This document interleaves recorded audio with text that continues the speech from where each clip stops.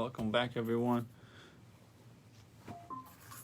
We're learning Tractate Shabbos, Perek Shvi, the 7th chapter. The name of the chapter is Klal Godol, major rule, and we'll start from the top of 74. Ein Daled Amud Aleph. Even though there's another act that is similar to it, the Mishnah reckons it as a separate primary labor. Since winnowing, so speaking about 39 melachos, winnowing, selecting, and sifting are discrete actions performed at different times during the processing of grain. The Mishnah counts them as 3 separate melachos. One who performs all 3 is liable to 3 chatas offering, one for winnowing, one for selecting, and one for sifting. The Gemara says the same thing maybe applies to koitesh, v'lichshov nami koitesh, then reckon pounding as well, since that act too was performed in the construction of the Mishkan, pounding. Herbs were pounded in the preparation of the dyes. Our Mishnah should have included also the melacha of pounding wheat with a mortar in order to remove the bran. Because it's similar to threshing. Right.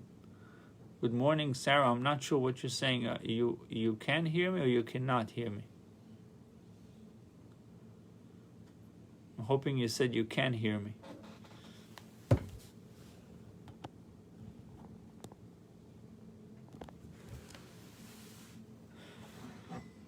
Oh, can't hear me. I'm sorry. I don't know. What should I do? You want me to talk louder? Put that sound. You got the sound up on the phone. It's on. I don't know. It probably is her phone. Tell her to start and restart. Shmuel is suggesting to do a restart on your phone. Anyhow, we're dealing with the 39 melachos and the 39 labors of Shabbos, and the Gemara asked the question, what about pounding? Why pounding was not mentioned? So the Gemara answered that, good morning, David. I'm happy you can hear me. Anyhow, the issue over here is that a poor person is he might eat his bread without first pounding the wheat, because he maybe the process is cheaper when you're eating. I guess when you're using wheat that is not pounded, so it was not mentioned because it's not crucial. It's not something that is a must that it would happen. The pounding process. Rav Omar Hamani, who is the author of the Mishnah, Rabbi, is the opinion of Rabbi. The Omar Abbas Melochas Arbaim Chaser Achas, who derived that the primary labors forbidden on the Shabbos are 40 minus 1. V'choshiv koitesh, and if you would reckon, if you count also, if you included koitesh, the pounding, then it would be 40 melachos, not 39. Therefore, since pounding cannot be an additional melacha, it must be included in the category of threshing. So pounding and threshing are under the same category. Are both bona fide melachos, but the same category. Like sowing and planting, one who performed both would certainly be liable to only one chatas. Okay, but take out one of those types of selecting ulayel koitesh, but include pounding instead. So take out one of the selecting. What did we say before? You have winnowing, selecting, and sifting. Take one of them out and instead put in the pounding, and you'll still have 39. Subtract and then add one. So the clear answer is that of Abaye. Tanu Rabban, Hayu Lefonu Min Eichlin, if types of food were before him, Boyer ve'ochel, he may select which one he wants to eat. Boyer umaniach, and he may select and leave it for others to eat. It's like you have a plate of fruits. There's grapes, there is pineapple, there's strawberries. You can pick what you want on Shabbos, selecting, right? You're selecting, and the rest you leave to others. Boyer umaniach. But he may not select. But he's not allowed to do selection. What does it mean? Maikoma, what is the Brisa saying? What does it mean he can't do selecting? And if he did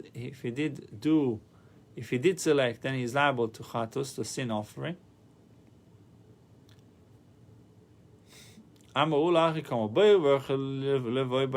He may select for that day and eat whatever he needs for this meal. And he may select for that day and leave it for others to eat. But he may not select food he will need to eat for the next day, meaning he is selecting on Shabbos, he's doing the selection on Shabbos in order to eat on Sunday. Get it? Yeah, I got Putting aside for Sunday. Doing Doing the malacha on Shabbos for Sunday. Let's say you got leftover cholent, you put it in the thing and then put it in the refrigerator for the next day or whatever. I mean, you have a big bowl of cholent, you eat some of it, and you don't want to throw it out. Is that a problem? No. Well, the problem would be if you'll take the cholent and you'll take out from the cholent just the meat, and you put it aside, and the potatoes you leave in, and you'll put one. You have another. You make the separation. Put beans aside, right. potatoes aside. I just put the whole thing in. Put the whole thing in the fridge is not a problem, but selecting is a problem. Oh, okay. Selection. And if he did select for the next day consumption, he is obligated to bring a chatos offering. Okay. Rav Chisda challenged this answer, but is it permitted to bake for that day? And is it permitted to cook for that day? Of course not. Why then should he be permitted to select for that? The same way you're not allowed to cook and not allowed to bake, you're not allowed to do selection. What's the difference? One may select less than the amount for which one is liable and eat. And he may select less than the amount for which one is liable and leave it for others to eat. But that amount itself he may not select. And if he did select that minimum amount, he is obligated to bring a chatos, to bring a sin offering. So over here, Rav Chisda differentiates about the amount. He discusses the amount, the volume of how much of a selection was it. Bochas mikashiu, bo maniach, bochas mikashiu. One may select less than the amount and eat. He may select less than the amount for which one is liable and leave it for others. But that amount itself, the amount that would make him liable, he should not do. And if he did, he's liable to chatos. So Matkiv Rav challenges this explanation. Is it permitted to bake less than the amount for which one is liable? Of course not. How then could the Baisa mean that one may, in the first place, select less than the minimum amount for which he is liable? Rather, Rav Yosef said, bayot. He may select by hand and eat. Bayot. And he may select by hand and leave it for others to eat. However, he may not select with a funnel or with a large plate. And if he did select with either utensil, either konon or tamchui, which is a funnel or large plate, potu avalosu, He's exempt, but it's forbidden to do it. He's not liable, but it's forbidden to do it. Furthermore, he may not select with fine sieve or with a coarse sieve, the sifter. And if he did select with either sieve, the large one, coarse one, or the fine one, he is obligated to bring a chatos sin offering. Does the Baisa teach anything explicit about a funnel or white plate? It does not. One may select the food from the waste and eat, and one may select the food from the waste and leave it for others to eat. Dumpster diving. Yeah. However, he may not select the waste from the food. And if he did select, he's liable to chatos. So this is the source. Now we just read the source for the halacha that you take the good out of the bed, not the bed out of the good. That's what Shulchan Aruch, Shabbos, where the Shulchan Aruch takes it. Right here. It says, so if you have, if your wife serves you chicken, you're allowed to eat the chicken, leave the bones alone. But if you decide to do a surgical process to the chicken, and first you're removing all the skins, and you're removing the bones aside, you're piling them up on one side of the plate, you're liable to chatas. Wow. Okay, well, I don't have to worry. Or she serves you rice with peas or beans or any other things that something on your plate that you like or dislike. The part that you dislike you put aside, you're liable to chatas. If you eat the part that you like, ignoring the other part, that's fine. But making that would be a problem. That's where it comes from. That's the first time we see it when we speak about the 39 melachos of Shabbos, the laws of selecting, making selections. Is fine. Food from the waste is fine. But waste from the food, the remove the bed. Waste is the bed, and moving the bed is no good. And if you did, he's obligated to bring a chatos. She likes. Some people like to eat the marrow out of the marrow bones. That's good out of the bed. Right. No problem. Right. Abaye challenges this explanation. Did the Baisa teach anything explicit about food being removed from waste?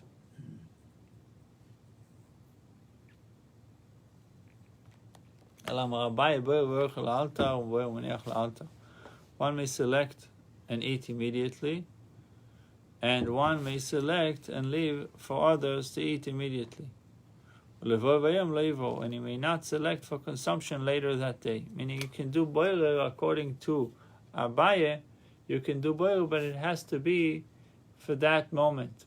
Now you eat it for purpose of this meal.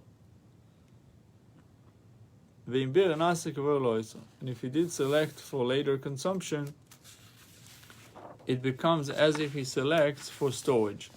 Then chayav chatas. Then he is liable to chatas. Rabbis stated this explanation in the presence of Rava. And he said to them, Shapir Omar Nachmani. Nachmani said it well. If two types of food were lying before a person, he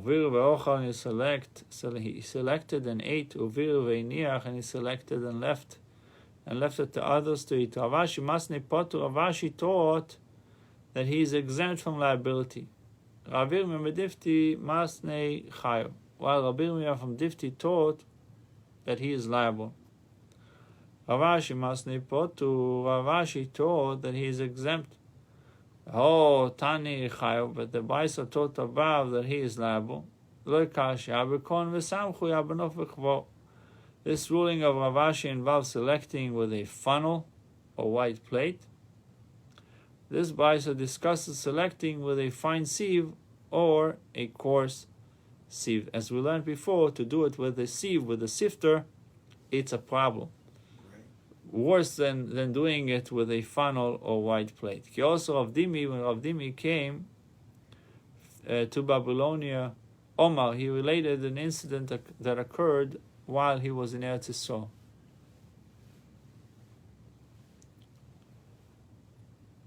Shabbosu de Rav Bivi Have. It was the Shabbos turn for Rav Bivi to give a speech. V'yuklu Rabbi Ami v'Rav Asi. Rabbi Ami and Rabbi Asi were visiting. Shodo Karmayu Kalkolo de Feire. So Rav Bivi threw a basket of fruits before everyone. It says in 30, Rav Bivi did not wish to select the fruits from the leaves and serve each student individually. Rather, he spread out the contents of the entire basket, which caused the fruits to become separated by themselves, and the student took their own food.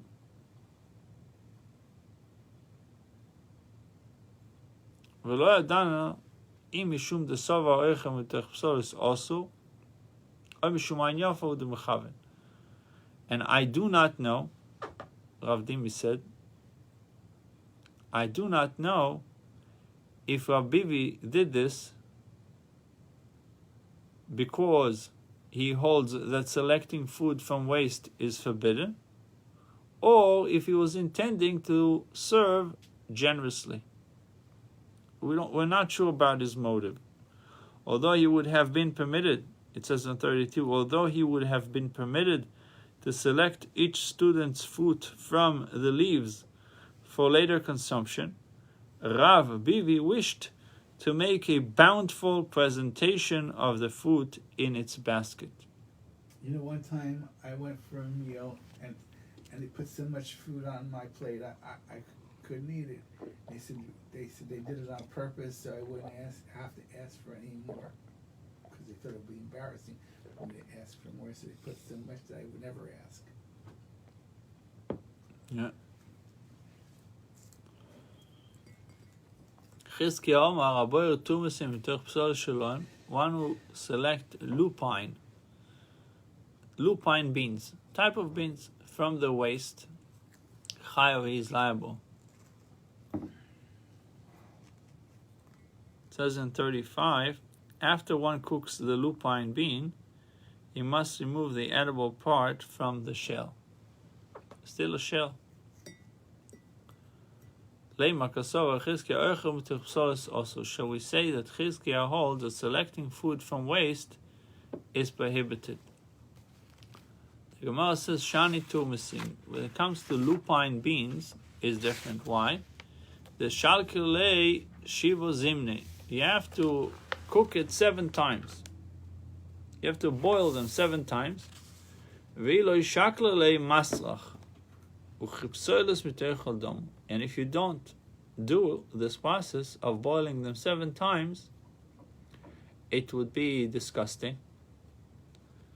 Masrach, it would spoils, and therefore it is like removing waste from food. Since the lupine bean would spoil in its present state, it is considered waste. One who removes it from its pot, it's like removing waste. Going to the next malacha, this is the 8th malacha. Now, does this connect to peanuts? You said we're not supposed to eat peanuts on. You can eat peanuts on Shabbos. Why not? You got to take you got to open it and take out the peanut from the shell. Is that similar to this? If it's peeled, there's no problem. No, but I mean, if you have the peanuts in the thing, and then peanuts with a shell. Yeah. So what about banana? Can you eat banana? I know banana you could eat. I don't know. I heard there was a thing about peanuts. No, about sunflower seeds. But But Chabad in general try to be more strict about that it shouldn't be boiler, it shouldn't be sorting or selecting. Right. So we try not to do it. But everybody eats bananas. Bananas they would eat, oranges they would eat. Right. They would peel the apple, right? Okay, you eat it. They're allowed to peel the apple. You could eat it with that. Okay, sorry. Connected. So the next malacha is malacha of grinding. To grind something. Amar Papa Ayman, the forum silka, someone who minces, beats. Minces beats. I guess meshes it. He wants to make it liquidy. To make it soft. He is liable to chayav mishum teichen. He is liable on account of grinding. Amar Rabbi Menashe. Ayman the solis silti. Someone who chops thin chips of wood out of larger pieces for kindling. Chayav mishum teichen. He is liable on account of grinding.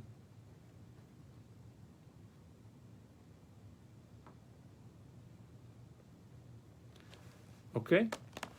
You're taking what exactly it is. So it says in number 5. I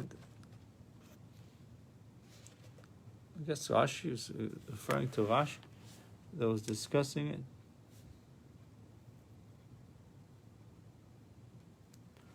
So he takes someone who chops thin chips of wood, almost like toothpicks, out of larger pieces for kindling.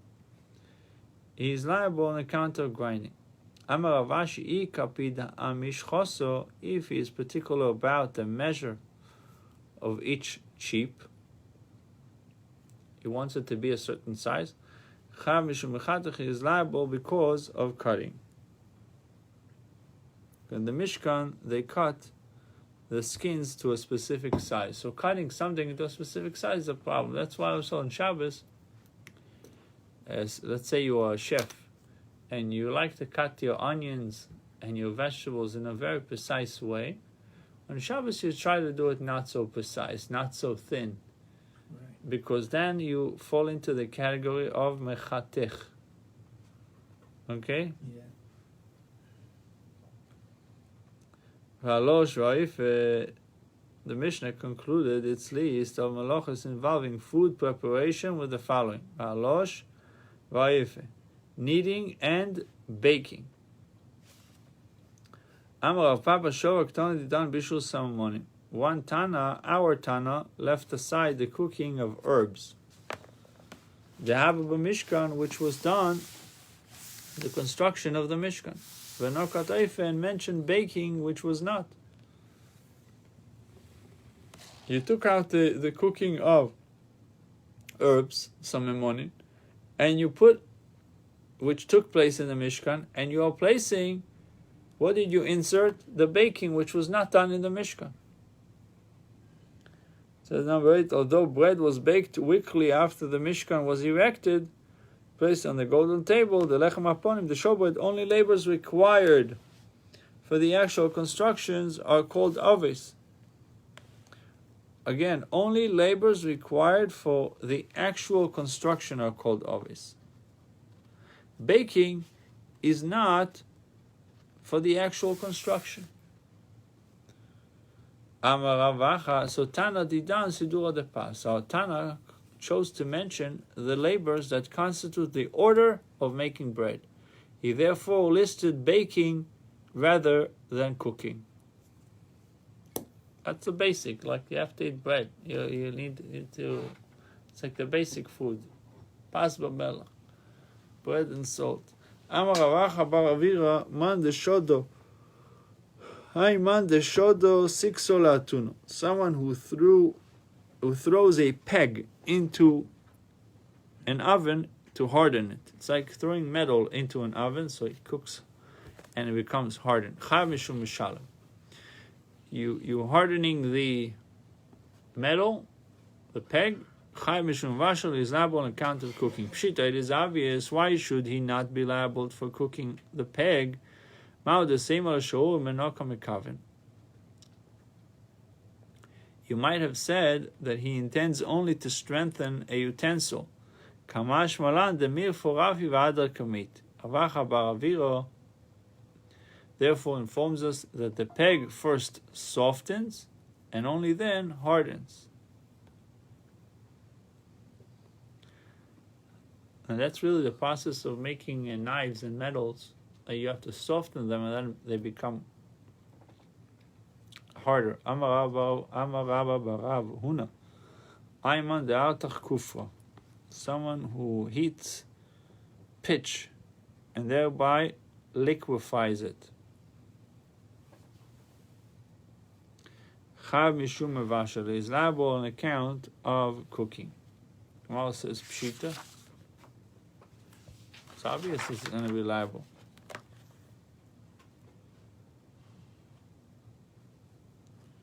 What is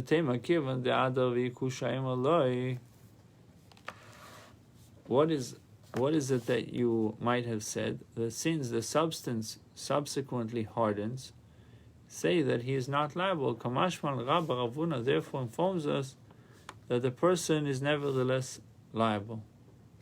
Amar Rabba Iman de'ovet chavisa, someone who makes an earthenware barrel. Okay, Chav mishum sheva chatois is liable to 7 chatos offerings because he had performed 7 melochis, 7 labors. Tanua, if he makes an earthenware oven, he has performed an additional melacha. Chav mishum shmoine chatos, and is therefore liable to 8 chatos offerings.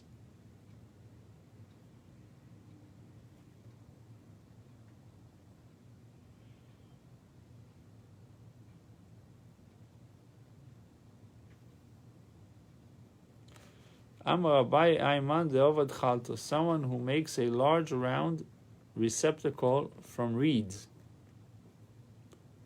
Making a kli, making a vessel from small bamboos, reed.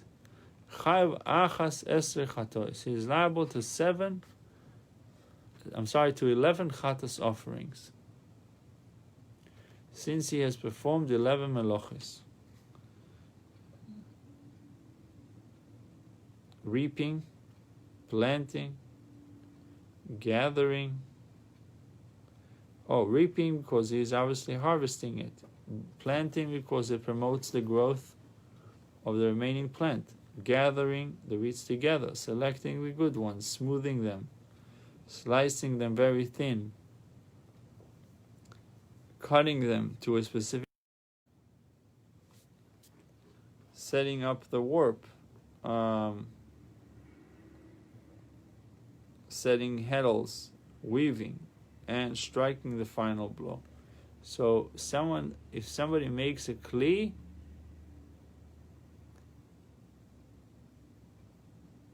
on Shabbos from reeds, he is liable to 11 chatos offerings. And if he sews its mouth, he is now liable to 13. Liable to 13 offerings. Shearing wool and whitening it. One who spins. You see it in the right column on top. One who spins wool that is still on the back of an animal on the Shabbos. He does it on the animal. Is obligated to bring 3 chatos offerings. One on account of shearing, one on account of this entangling, and one on account of spinning.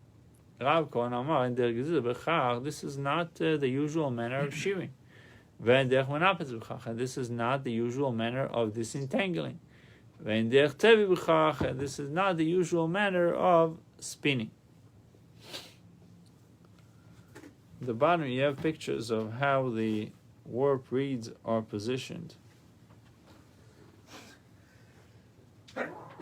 Vesya, how they like this vessel is made.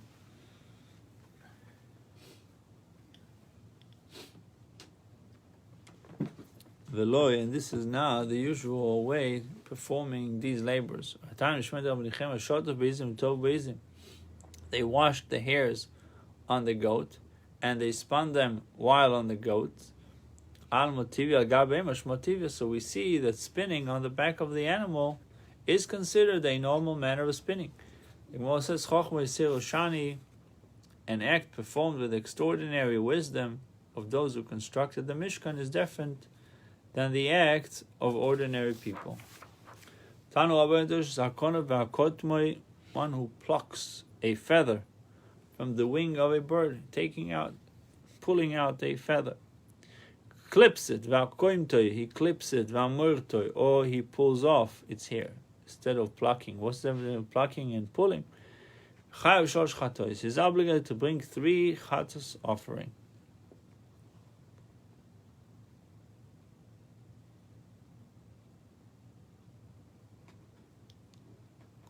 I guess one, when it says plucking, is specifically in the wing of the bird, and moltoi pulls off its hair, not necessarily the wing. So he obligated 3 chatos. Plucking the feather, he is liable on account of shearing. Clipping, he is liable on account of cutting. And pulling off the hairs is liable on account of smoothing.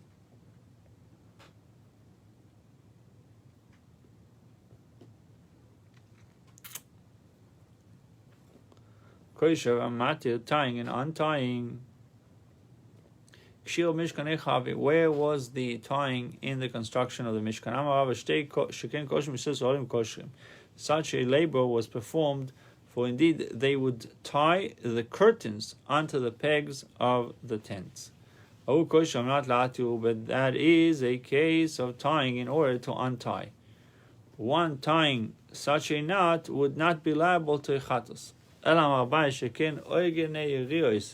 For indeed, the curtain weavers, who had a thread break on them, would tie it back together. You have resolved the issue of tying. But what is there to say about untying? When was a knot untied in the construction of the Mishkan? And if you should say that if 2 knots happen to be side by side on 2 adjacent strings, he would untie one of them and tie the other one. That cannot be the source of this primary labor. For we may argue as follows. Now, if before a king of flesh and blood, we would not do so, would we do so before the King of all kings, the Holy One, blessed is He? The Gemara therefore gives us a different source for the melachos of tying and untying. And some say it was Rabbi Loi. For indeed, the chilozon trappers. What is the chilozon trappers? It says that the chilozon is a small fish-like creature that emerges every 70 years. Its blood was used for the blue dye, for tcheles, needed in the curtains of the Mishkan. What did they do? They would tie and untie their nets. Tie and untie their nets. 74b4. Is sewing 2 stitches. But the stitching will not last. Why should he be liable? The Mishnah means that he is liable provided that he tied the 2 ends of the thread afterward. The Mishnah concluded its section of melachos required for the manufacture of clothing with the following: tearing in order to saw, Kriya b'Mishkan mi'ava was there tearing in the construction of the Mishkan? Question mark. Rabba and Rabbi Zera down with Tarvayu. Rabba and Rabbi Zera both said Shekain 75a1. 75a1. Shekain Yiriya Shenofa Vadarno Kerimbo V'Tefrin. So that labor was performed for indeed the labor of tearing and Kriya b'Mishkan, tearing was in the construction of the Mishkan, took place. Why? That labor was performed for indeed if there was a curtain on which a worm fell and bored a round hole, they would first tear it at the hole and then sew it. Bruchim Tiu, we will learn shortly Tractate Sota.